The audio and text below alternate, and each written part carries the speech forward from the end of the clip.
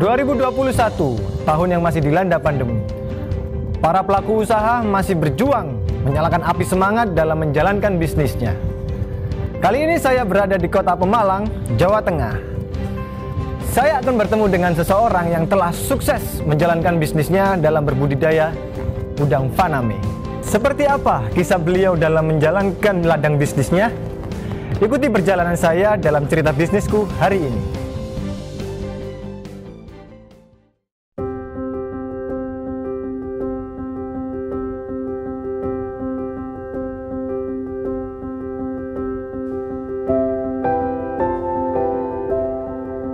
Assalamualaikum warahmatullahi wabarakatuh. Perkenalkan, nama saya Lili Soekardi, asal Purworejo, Jawa Tengah. Di sini saya mulai berbudidaya udang. Udah lumayan lama gitu. Jadi mulai 2017 lah, 2007 sampai sekarang 2021.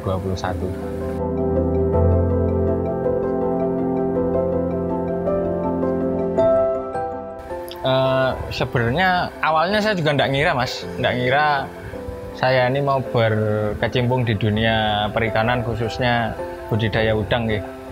Karena dulu terus terang saya sekolah pun saya bertanya dengan jurusan saya. Jadi dulu waktu saya sekolah itu SMK, saya ini sekolah kok pelihara ikan gitu. Jadi nantinya mau dibawa kemana gitu. Tapi ya setelah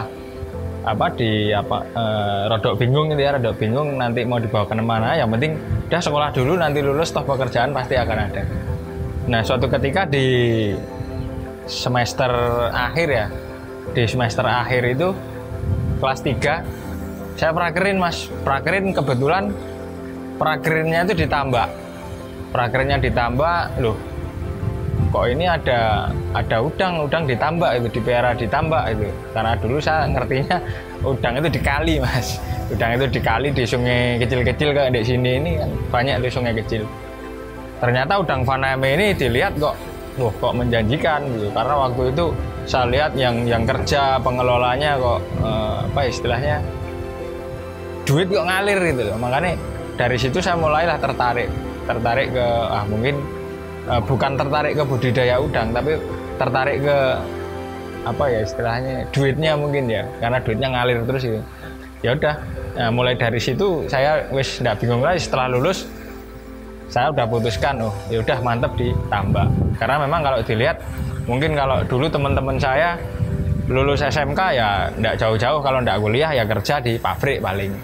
Nah ini kebetulan karena saya senang dengan air, senang dengan ikan, ya sudah saya terjun ke dunia tambak ini.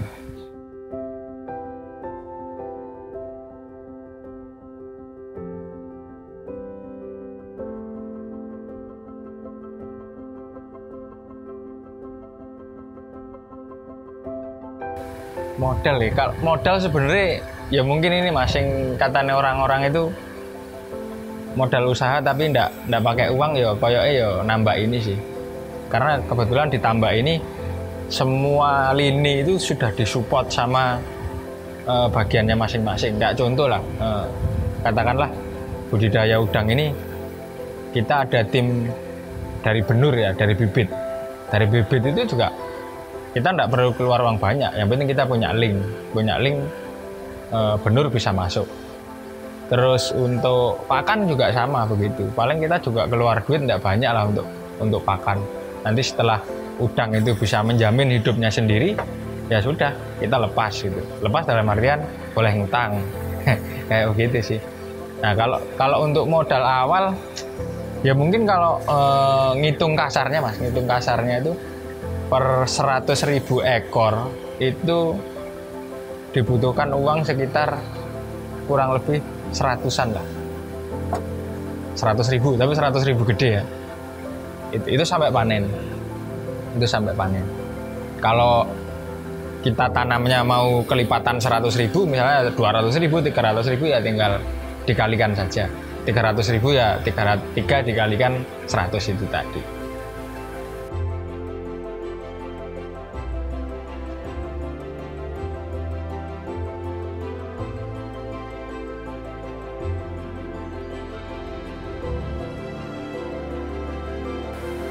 Satu Mas, karena basic saya memang dulu belajarnya di Faname, dan untuk Faname ini juga istilahnya mungkin ya kalau ngitung harga kiloan mungkin Faname ini tidak semahal lobster.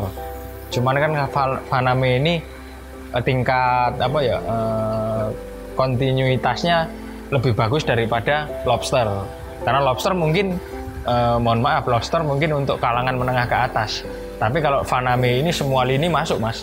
Pasar tradisional, pasar gede ataupun ekspor impor itu besar sekali, dan itu tim-tim supportnya sudah banyak kalau di Faname. Beda dengan kepiting misalnya. Kepiting kita juga mungkin belum ada hatchery kepiting, mungkin belum ada. Untuk lobster sendiri untuk ketersediaan benih itu pun masih jarang. Kita masih mengandalkan penangkapan dari alam gitu. Sedangkan ya mungkin dari pemerintah pun kebijakan untuk benih-benih lobster agak dibatasi. Jadi kita ya untuk suplai benih ataupun pasca panennya kita kalau di lain Faname kayaknya untuk saya pribadi sih belum bisa ngelihat ini potensial besar gitu.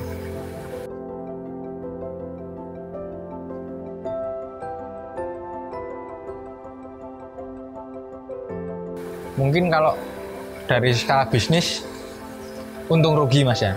Kalau untung pasti enteng lah. Nah kalau rugi ya itu paling kita di situnya itu. Cuman kalau dari segi selain bisnis mungkin untuk hal yang paling berat mungkin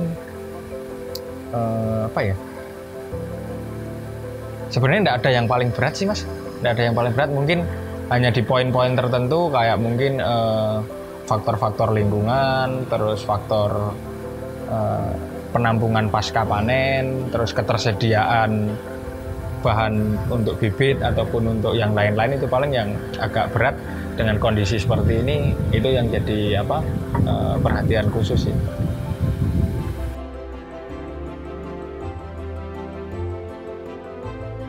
Kalau untuk sekarang Mas, di pandemi ini, yang pandemi kurang lebih sudah hampir 2 tahun ya, 2 tahun lebih. Untuk sekarang ini kita untuk sektor budidaya Faname sepertinya tidak ada pengaruh. Mungkin dulu di awal Mas, di awal pandemi ketika itu harga udang benar-benar drop. Karena waktu itu memang kita untuk kuota ekspornya kita benar-benar kewalahan. Jadi barang itu banyak, suplai dari petani itu banyak, tapi kita tidak bisa jual keluar. Nah di situ terjadi penumpukan barang, akhirnya harga di tingkat petani itu drop karena permintaan dari luar sedikit, tapi barangnya banyak. Itu yang benar-benar bikin kita drop di awal pandemi. Tapi kalau untuk sekarang ini sudah berjalan 2 tahun, keran-keran ekspor juga sudah mulai dibuka, meskipun mungkin kuotanya tidak terlalu banyak. Tapi untuk kita petani, kita patokannya harga. Untuk harga setelah pandemi 2 tahunan ini kok dirasa malah berbeda dengan awal-awal pandemi dulu. Jadi istilahnya kita sudah, pandemi ini sudah kita anggap biasa lah. Kita sudah tidak ada pengaruh yang terlalu besar ke pandemi. Paling pengaruhnya ke harga-harga bahan baku kayak bahan baku pakan, terus benur itu yang naik. Tapi juga diiringi dengan harga udang yang ya lumayan stabil lah, tidak naik turun seperti yang awal-awal pandemi.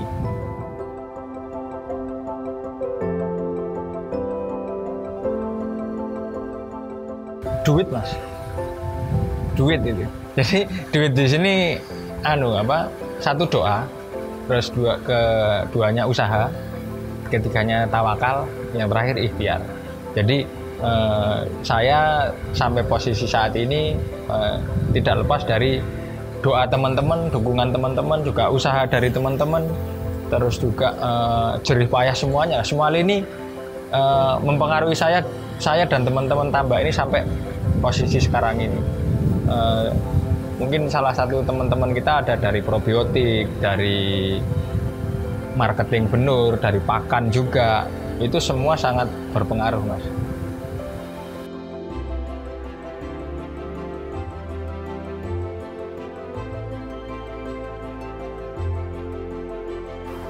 Prospeknya kalau secara luas sih mungkin saya nggak bisa terlalu menjelaskan ya, mungkin itu bagian yang lain.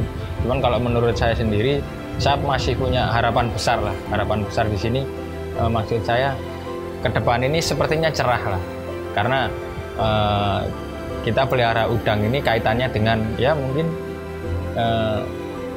semua orang makan udang lah, semua orang makan udang, dan itu istilahnya bukan komoditi yang mungkin jangka pendek ya, ataupun mungkin kadang orang bosenan mungkin kalau kayak barang-barang mati itu mungkin tahun ini beli tahun besok enggak gitu. Tapi kalau udang itu kan setiap hari ya, kayak bahan pokok lah, kayak makanan gitu kan, itu kan setiap hari kan pasti ada aja yang ini.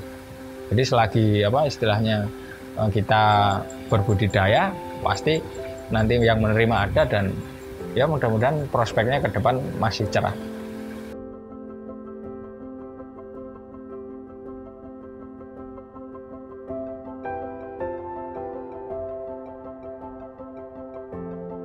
Banyak teman-teman milenial yang sekarang ini mungkin kalau bekerja itu istilahnya harus keren gitu, harus pakai dasi, pakai sepatu, pakai jas itu.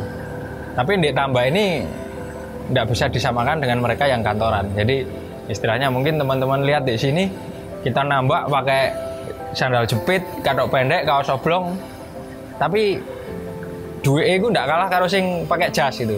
Jadi gue konco-konco kabeh mungkin teman-teman milenial lah, anak-anak muda ini nggak usah malu, nggak usah sungkan, nggak usah isin lah.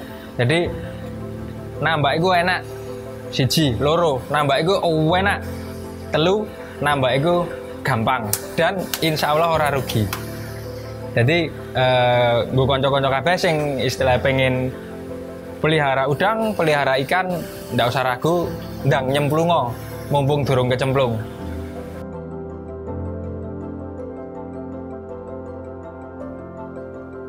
Keuntungan berbisnis memang sangat menggiurkan, tetapi juga berimbang dengan segala resikonya. Lihat peluang terdekat dan manfaatkan sebaik-baiknya. Seperti halnya semut di seberang lautan terlihat jelas, namun gajah di pelupuk mata tidak terlihat. Karena bisa saja peluang besar itu sudah ada di depan mata. Jangan pernah takut untuk mencoba dan mulai bisnismu sekarang juga. Ini ceritaku, mana ceritamu?